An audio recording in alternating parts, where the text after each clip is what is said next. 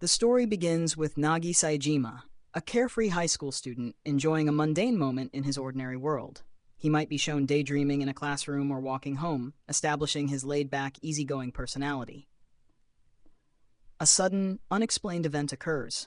A light engulfs him, or he drifts into unconsciousness, and the scene transitions to a fantastical world. When Nagi regains awareness, the narrative leans into his confusion. He realizes he can't feel his limbs or move in the usual way. The manga humorously depicts his internal monologue as he struggles to comprehend his new form, a lake. Panels show reflections of the sky above and the serene, untouched beauty of the natural world around him, contrasting his bewildered, comical narration. Page 4 to 6, Discovery of New Existence. These pages delve deeper into Nagi's exploration of his surroundings and new identity. He begins to understand that he is not merely water, but a great spirit of water, an entity revered in this world. The manga may introduce small creatures, a bird, a deer, or even mystical beasts, approaching the lake, subtly sensing the divine aura emanating from it.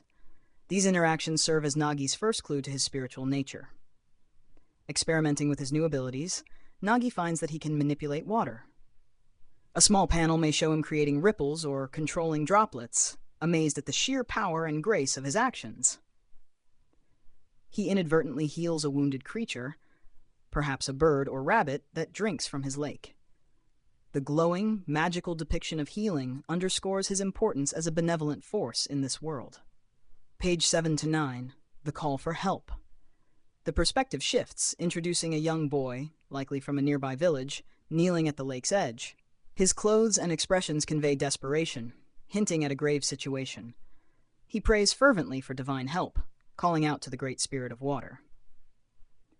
These panels may feature close-ups of the boy's tears and clasped hands, emphasizing the emotional weight of his plea. Nagi, observing this from within the lake, feels conflicted.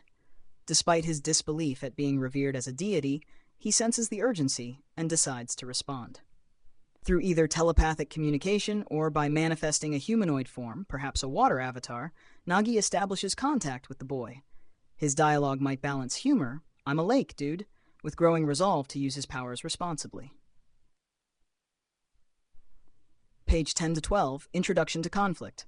The boy explains the dire circumstances, a sick relative, a cursed village, or an ongoing threat, e.g., drought, monster attacks. His words reveal the world's dependence on spirits for survival and the waning influence of divine forces due to recent chaos. Nagi's internal monologue during these pages reflects his struggle to accept this role. The manga might juxtapose his reluctance with flashbacks to his human life, where he avoided responsibilities. Finally, Nagi chooses to act.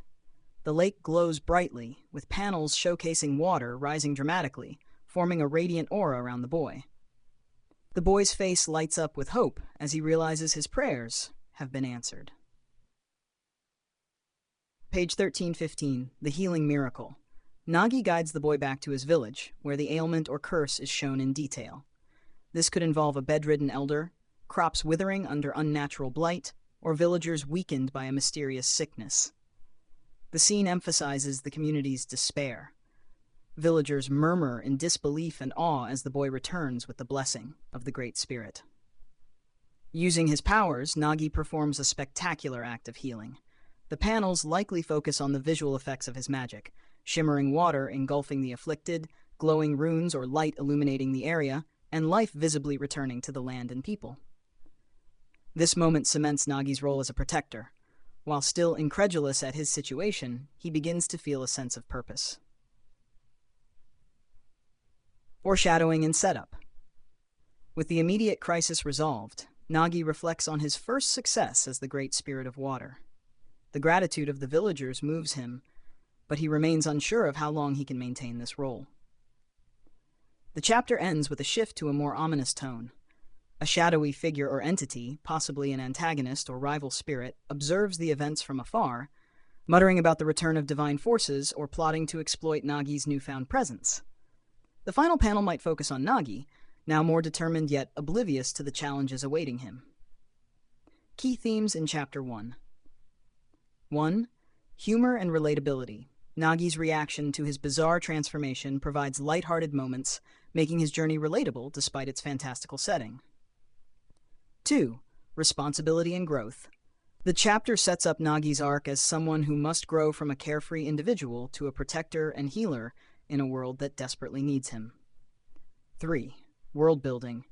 Hints of a larger spiritual system and a balance disrupted by chaos establish intrigue for future chapters. If you'd like, I can help you analyze specific themes or characters once you dive into the manga. Feel free to share your impressions.